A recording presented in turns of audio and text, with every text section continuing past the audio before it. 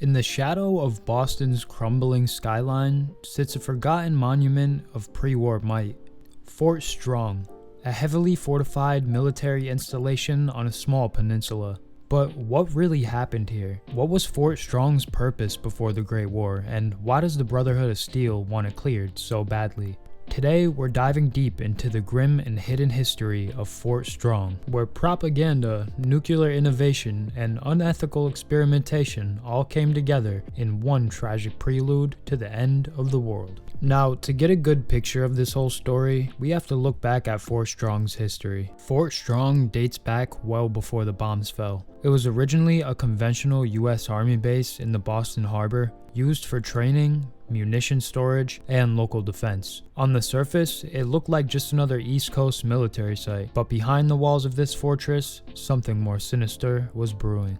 By 2277, Fort Strong had been repurposed by the Department of Defense for one goal: developing experimental nuclear weaponry.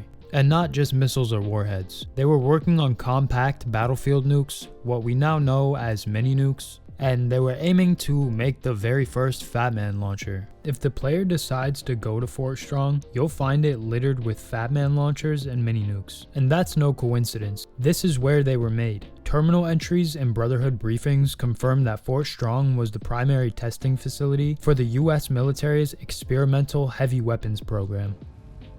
Word came down that the Army just unloaded the first batch of the M42s this morning. I've only seen the specs for these little beauties on paper, so Private Bertram and I snuck down to take an early look. When I heard that the eggheads were designing a man-portable nuke launcher, I thought they were nuts. But they actually got the damn thing to work. And after seeing the real thing sitting right in front of me, I think they could be just enough to tip the balance of this war in our favor.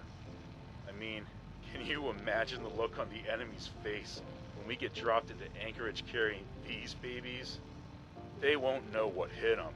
The idea was to give US infantry the power of a nuclear blast in a single shot. Portable atomic artillery. Devastating, but controllable. Or so they thought.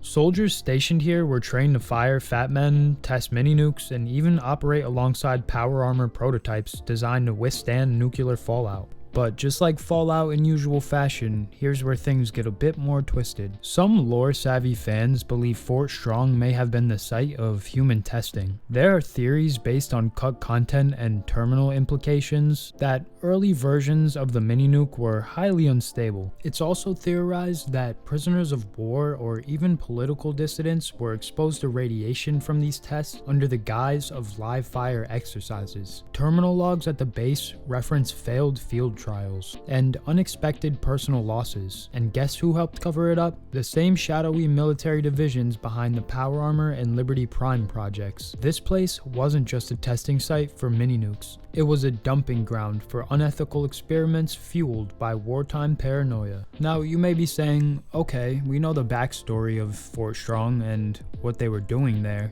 but why does the Brotherhood want it so badly? When you fly in with the Brotherhood of Steel, Elder Mason orders you to purge Fort Strong. And he's crystal clear, this mission isn't just about mutants, it's about recovering classified weapons tech. In one terminal, Brotherhood scribes reference encrypted military research logs, and some speculate this even includes pre-war schematics for advanced Fat Man models, or even compact fusion bombs that never made it to mass production. Fort Strong could be holding on to tech that makes the Institute's railguns look tame at best. So what is Fort Strong? A former military base, a weapons lab, a crime scene? Well, the truth is, it's all three. A monument to mankind's arrogance. A place where the line between defense and destruction was blurred in the name of national security. Now it's just another ruin, another cautionary tale. But if those mini-nukes could talk, I'm willing to bet they'd scream.